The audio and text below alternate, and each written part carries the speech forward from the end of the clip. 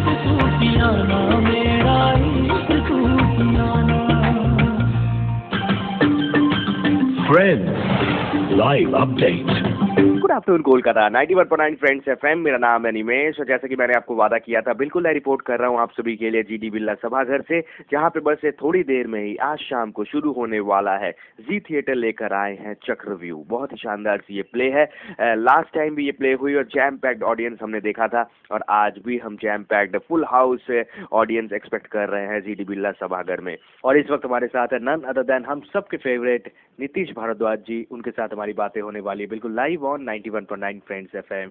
Nitish sir, आपका बहुत बहुत स्वागत है 91.9 फ्रेंड्स एफएम कोलकाता में। नमस्कार सर, आप हमेशा से मेरे और पूरे कोलकाता के फेवरेट रहे हैं। जब जब आप कोलकाता आए हैं, मैंने हर बार कोशिश की थी आपसे बात करने की। मेरे 13 साल के करियर में पहली बार सर आपके साथ मुलाकात हुई, बहुत अच्छा लग रहा है। मेरे 35 साल के करियर में पहली बार आपसे मुलाकात हो रही है। सर बता दें, सबसे पहले सिटी ऑफ जॉय लेकर बात हो। जैसे कि लास्ट टाइम भी आप आए हुए थे, मैं अनफॉर्चुनेटली कोलकाता में नहीं था, जिसके कारण आपसे बात नहीं हो पाई थी। सिटी ऑफ जॉय कोलकाता में आना, कोलकाता में थिएटर लेकर आना, प्ले आना, कैसा लगता है? ये मेरी पुरानी जितनी स्मृतियां हैं उनको ताज़ा करता है, क्योंकि मैंने जब हिंदी थिएटर करना शुरू किया था 86 में, 85 में, तब से मैं कलकत्ता आ रहा हूँ और वो हिंदी नाटकों को ही लेकर आता हूँ। तब मैं दिनेश ठाकुर के अंक ग्रुप का एक हिस्सा था और हर जनवरी में हम लोग यहाँ पर बहुत बड़ा फेस्टिवल हुआ करता था, उसका एक अंग हम लोग होते थे और बहुत मज़ा आता था। यहाँ पे समोसे, कचौड़ी, झालमुड़ी और चाय और ये सब खाने का। मिष्टी दोई तो है ही और संदेश और मिष्टी दोई तो है ही है, लेकिन ये सारी चीज़ें मीठे से ज़्यादा ये नमकीन मेरी कमज़ोरी हमेशा से रही है, तो पहले ज़ुबान पे वही आया। लेकिन मिष्टी दोई ऑफ कोर्स, और तब तो चौरंगी अभी कितना बदल गया है। बहुत सुंदर तब भी था, आज भी है और एक इतिहास है इस शहर का। स्थापत्य और वास्तुकला की दृष्टि से भी यहाँ पे इतनी सुंदर सुंदर कॉलोनियल बिल्डिंग्स देखने को मिलती हैं, बड़ा आनंद आता है। सर जानना चाहूँगा, चक्रव्यूह हमेशा से हमने देखा है कि ये जो प्ले है लोगों को काफ़ी भाया है। एक बार फिर से कोलकाता में जीडी बिरला सभाघर में जी थिएटर लेकर आए हैं चक्रव्यूह, कुछ कहना चाहेंगे सर इस प्ले के बारे में? देखिए, जब पहली बार इसके लेखक और निर्देशक अतुल जी जब मेरे पास आए थे, तो उन्होंने कहा था कि ये मैं करने जा रहा हूँ अभिमन्यु की कहानी। तो मैंने कहा इसमें नया क्या है।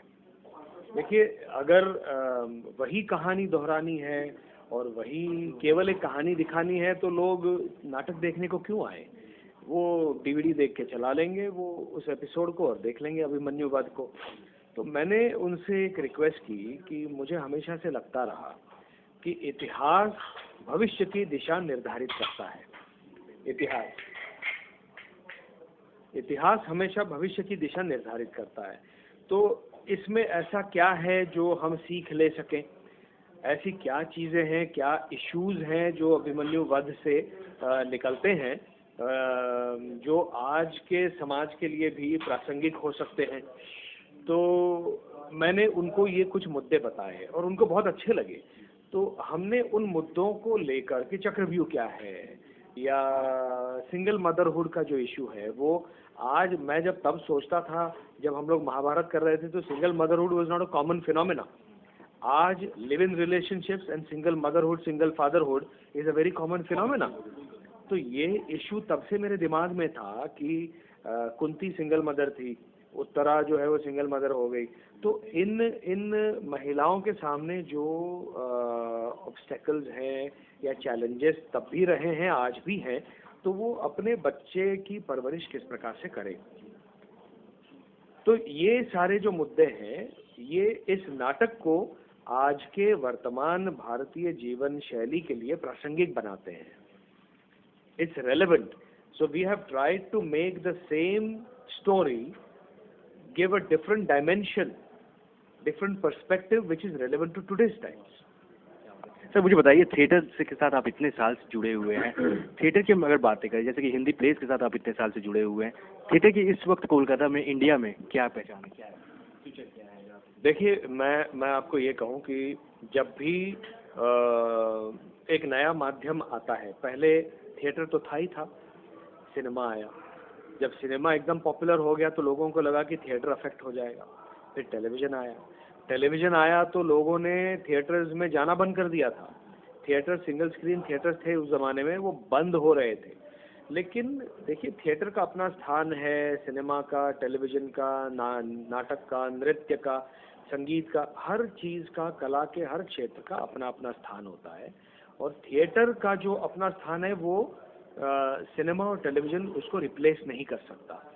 किसी भी एक नाट्य को जीवंत देखना वो एक अनुभव होता है, वो आपको टेलीविज़न और सिनेमा में नहीं देखने को मिलता। आपको वो कलाकार लाइव दिख रहा है, उसके हो सकता है कि वो कोई गड़बड़ कर जाए, वो कलाकार है, मनुष्य है, तो कोई फंबल हो जाए तो उसको वो कैसे संवार लेता है, कैसे क्या, ये सारे जो पैंतरे हैं, ये जो थिएटर की खासियत है, वो आपको कहाँ फिल्म और टेलीविज़न में देखने को मिलती है। तो सर आपको बताऊं कि सुबह से हम बातें कर रहे थे, फेसबुक ट्विटर पे बहुत सारे सवाल आपके लिए आए हैं, 2-4 मैं आपके साथ शेयर करना चाहूँगा।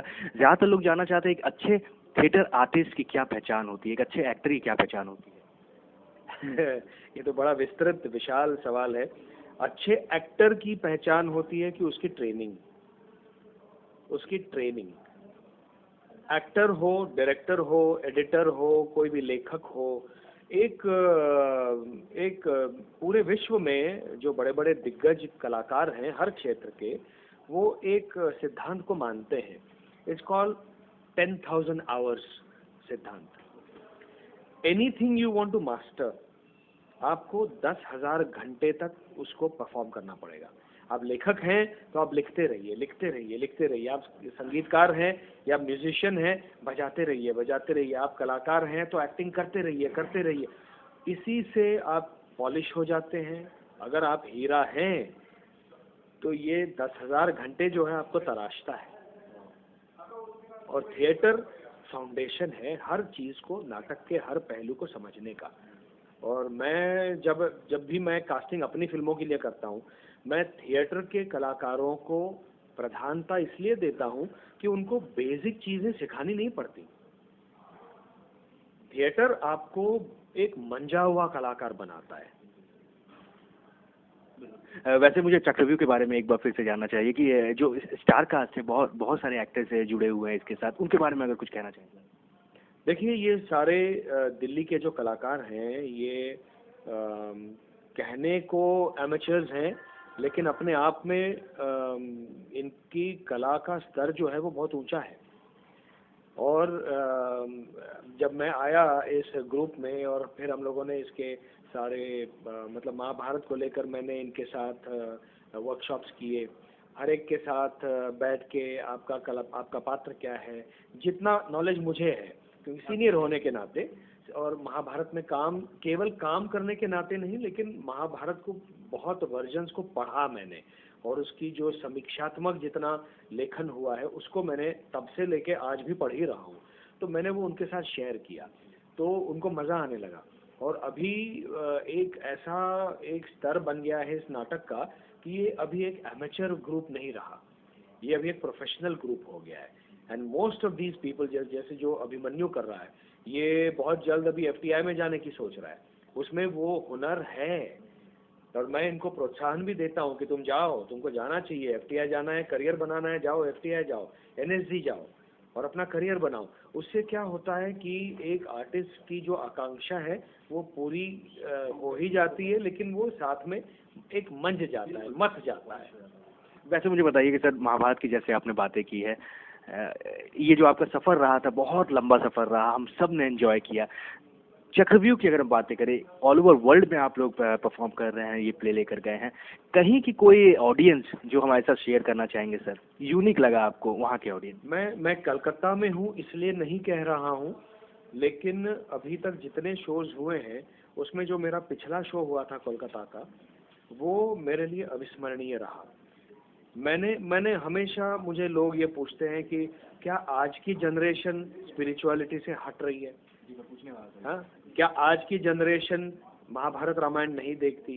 क्या उनमें वो आस्था है या नहीं है? बल्कि यहाँ तक कि लोग कमेंट कर देते हैं कि आज की जनरेशन में वो आस्था नहीं है। मैं आपको इसलिए इस पिछले कलकत्ता के शो को अविस्मरणीय कह रहा हूँ क्योंकि उस शो में 25 साल की एक लड़की, 28-32 साल का एक लड़का, 45 साल का एक आईटी प्रोफेशनल, एक डाबर में काम करने वाला एक एग्जीक्यूटिव, एक कॉलेज की लड़की, ये जो एक विविधता मुझे फैंस की दिखी और उनकी इंटेंसिटी जो मैंने यहाँ पर फील की, वो जो लड़का था 28 वर्ष का था, वो कांप रहा था। उसको ये लग रहा था कि मैंने कृष्ण को देख लिया। उसको पता है कि मैं नीतीश भारद्वाज हूँ, मैं कलाकार हूँ, लेकिन ये जो भाव है ये मैंने कहीं नहीं पाया, ये मैंने कहीं नहीं पाया। मेरा आज तक का अविस्मरणीय शो रहा इसके पहले वाला जो कोलकाता में शो किया। और मैं ये कहना चाहूँगा सबसे कि आज की पीढ़ी को हम नज़रअंदाज ना करें और कम ना आंकें, वो भी उतने ही स्पिरिचुअल हैं, क्योंकि उनको स्ट्रेस बहुत है, कंपटीशन बहुत है। तो उससे डील करने के लिए एकमात्र उसका उपाय है स्पिरिचुअलिटी, अध्यात्म। इसी से जाते जाते 40 लाख लोग आपकी आवाज़ इस वक्त सैटरडे आफ्टरनून सुन रहे हैं। इवनिंग में ये प्ले होने वाली है चक्रव्यूह। हम सब इस प्ले के लिए तैयार है। जैम पैक्ड ऑडियंस हम एक्सपेक्ट कर रहे हैं। जी थिएटर लेकर आए चक्रव्यूह। कुछ कहते जाइए उन सभी से, आपके फैन से कुछ कहते जाइए। मैं भी रुका हूँ।